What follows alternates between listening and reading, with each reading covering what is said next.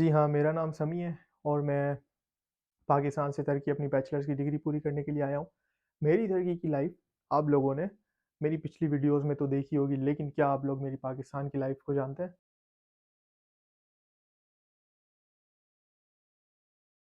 I know I am not a big YouTuber और a celebrity कि मैं आप लोगों को ये बताऊँ कि मेरी पास्ट की लाइफ़ कैसी थी। लेकिन मेरा ये जो 1 साल का गैप था, ये मेरी पास्ट लाइफ़ से बहुत रिलेट करता है और इसका रीज़न भी मेरी पास्ट लाइफ़ से जुड़ा हुआ है।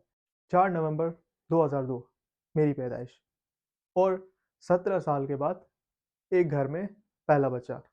नॉट इन माई दादियाल बट इन माई नानियाल।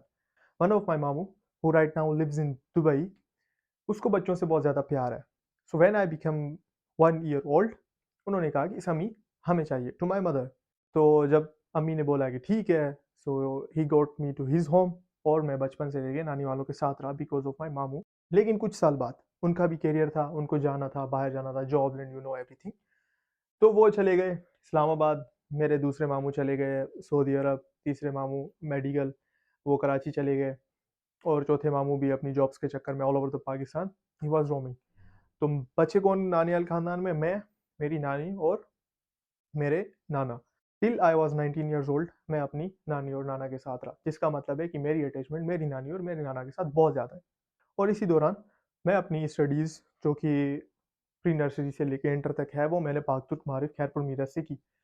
और जैसे ही ग्रेजुएट में हुआ तो स्कॉलरशिप्स अनाउंस हुई जिसमें मैंने हिस्सा लिया और I got a partially funded scholarship in Sakarya from Pakistan to Turkey.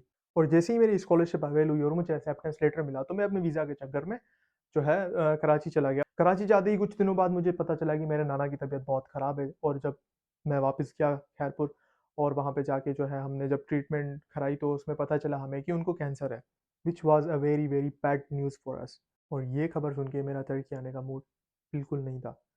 खैर, मैं अपने नाना को बाबा बुलाता था। बाबा वाज़ द गाय जिसने मुझे बोला कि नहीं तुम टर्की जाओ and I will be all okay इंशाल्लाह, जब तुम आओगे छुट्टियों में तो वी विल मीट। तो बाबा की बात सुन के मैं टर्की पहुंच गया और टर्की आने के बाद मैंने अपनी ब्लॉगिंग स्टार्ट की, जो कि वीडियोस पूरी पड़ी हैं, आप जाके देख सकते हैं। Well this is shared coming from the window.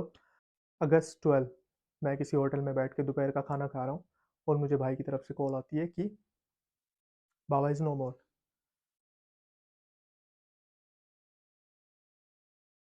खैर वो जो मोमेंट जो मेरे ऊपर से गुजरा तो I don't want to describe that, लेकिन जो उस वक्त मेरे ऊपर से गुजरी वाज द वर्स्ट। तो उसके बाद मैंने फ़्लाइट पकड़ी, पाकिस्तान पहुंचा और क्योंकि बाबा was so close to me and I was so close to him because 19 साल अपनी ज़िंदगी के मैं बाबा के साथ रहा हूँ, बचपन से लेके बड़ा होने तक। तो रियलिटी एक्सेप्ट करना मेरे बस में नहीं था उस वक्त, लेकिन मैं हार चुका था इन सब चीज़ों से, इस ब्लॉगिंग से, सोशल लाइफ से एंड एवरीथिंग अबाउट दैट। तो मुझसे ज़्यादा नहीं हो रहा था। उसके बाद तकरीबन मैं 1.5 महीना पाकिस्तान में रहा, लेकिन उस रियलिटी को कबूल करने में कि everyone goes one day, even we have to go one day. तो उस रियलिटी को कबूल करने में बहुत टाइम लगा, लेकिन उस दौरान जो बीती तो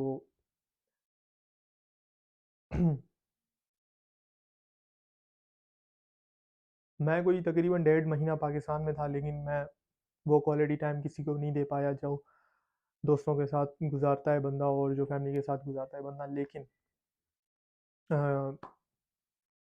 there was nothing to do. तो आप लोगों से और कुछ नहीं, बस इतना चाहता हूँ कि मेरे बाबा के लिए दुआ करें, अल्लाह उनको जन्नत में जगह दे, आमीन।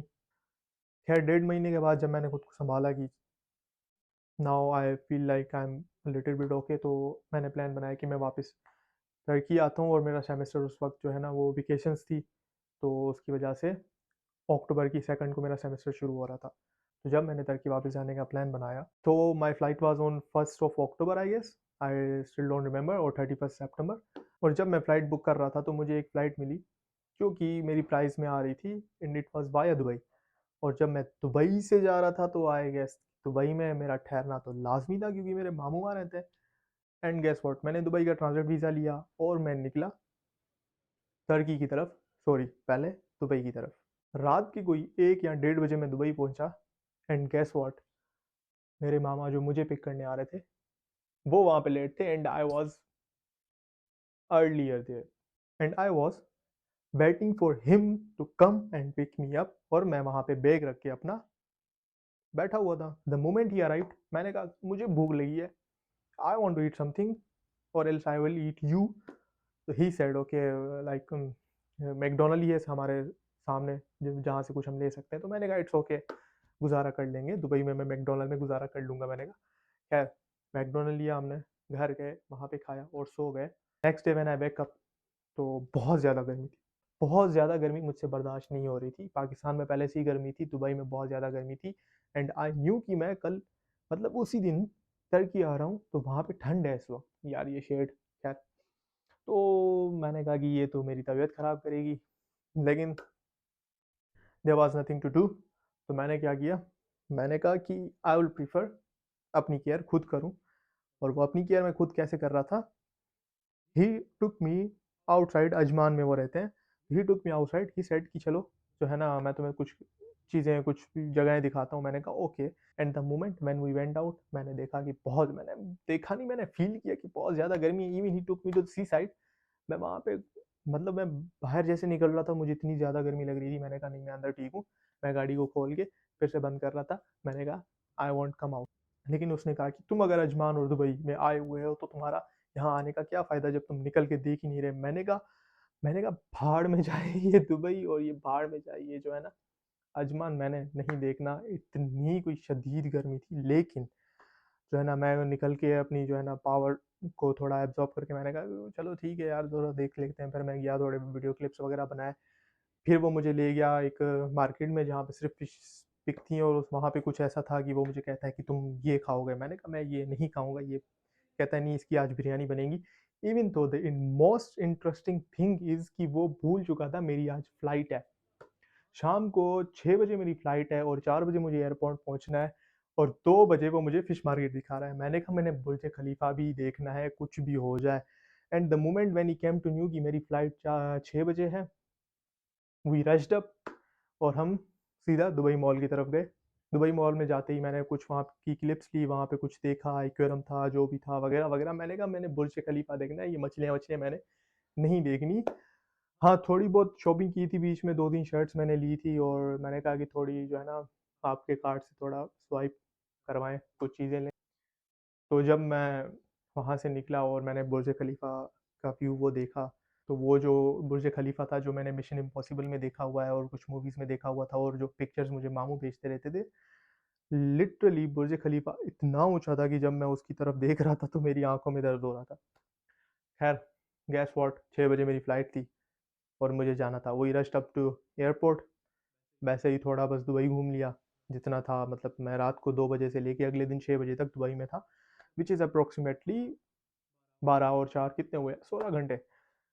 16 घंटे दुबई में गुजारने के बाद मैं जब इस्तंबुल पहुंचा, इस्तंबुल एयरपोर्ट पे पहुंचा, तो मुझे सर्दी लगना फिर से शुरू हो गई। And that was the signal कि मैं इस्तंबुल पहुंच चुका हूं।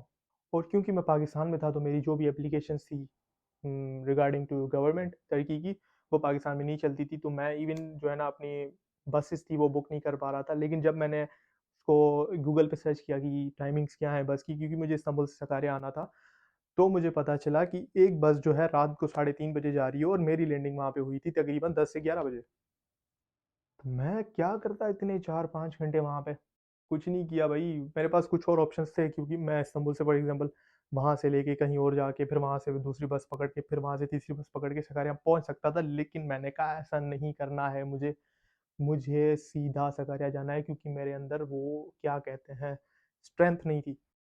फिर क्या किया, 4.5-5 घंटे वहाँ पे इंतज़ार किया।